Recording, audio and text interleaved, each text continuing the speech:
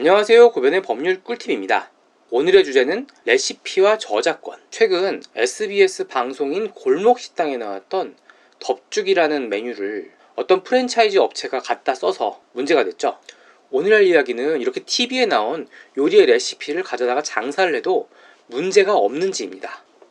요리의 레시피를 공개하는 프로그램이 굉장히 많아요. 대표적인 게 골목식당, 강식당, 수민의 반찬, 그리고 모두의 주방이라는 프로그램도 있었죠. 일단 자료화면은 꿀아이, 아니 모두의 주방이라는 프로그램입니다.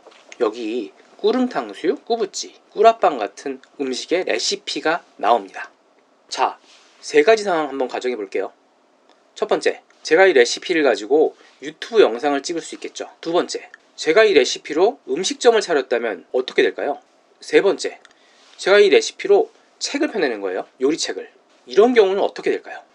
오늘은 이 세 가지를 하나하나 살펴볼 건데요. 그 전에 저작권의 개념에 대해서 이야기를 한번 해볼게요. 일단 저작권의 보호 대상인 저작물은 인간의 사상 또는 감정을 표현한 창작물입니다.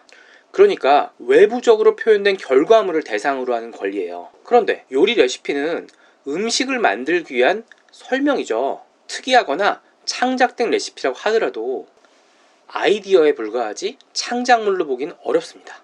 다만 레시피를 표현한 해설이나 묘사, 그림 같은 것들은 저작권의 대상이 될 수가 있어요.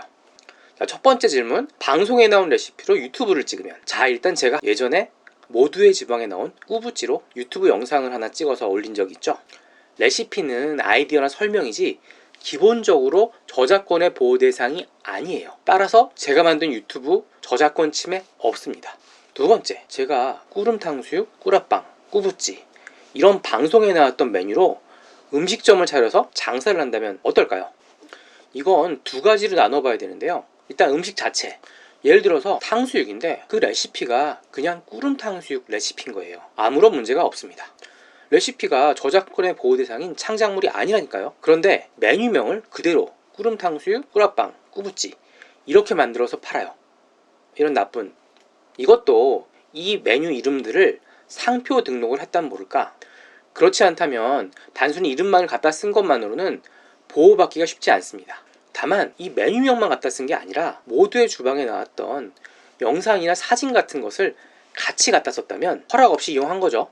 그렇다면 저작권법이나 부정경쟁 방지법의 적용 대상이 됩니다. 세 번째, 제가 이 레시피로 요리책을 냈다면 어떻게 될까요? 이건 저작권 침해가 돼요. 제가 앞서 레시피를 표현한 해설이나 그림 같은 것들은 저작권의 보호 대상이 될 수도 있다고 말씀드렸죠. 대표적인 사건이 요리연구가 홍신혜 씨 사건이에요.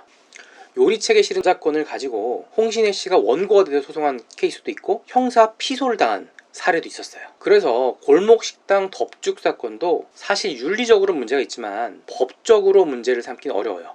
저작권 침해를 인정하기가 어렵다는 말이에요. 그래서 음식점에서 중요한 레시피는 영업 비밀로 별도로 보호합니다.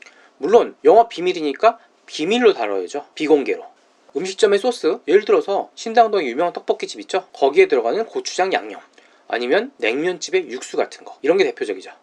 다시 말씀드리자면 이런 레시피는 비밀로 유지가 될 때만 영업 비밀로 보호를 받는 거예요. 하지만 이렇게 방송에 공개된 요리 레시피는 저작권법의 보호를 받기가 어렵다는 점 기억하세요.